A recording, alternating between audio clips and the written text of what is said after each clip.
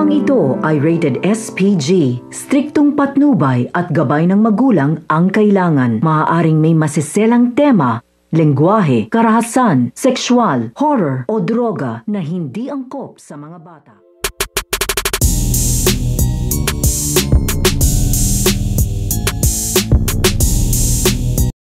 Ang muling pagkikita nito nga si Renato at ito nga si Ramona.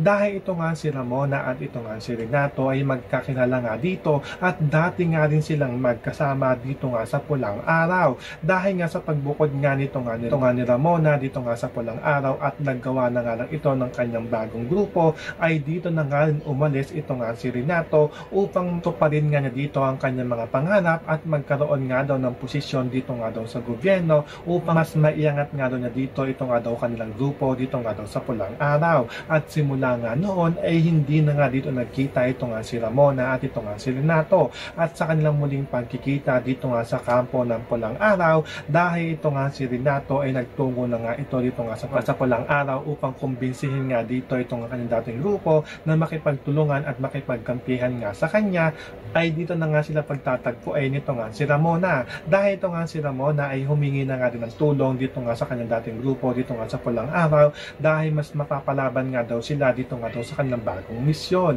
So pakakaabangan natin dito ang biglaang pagkikita nito nga ni Ramona at ito nga si Renato.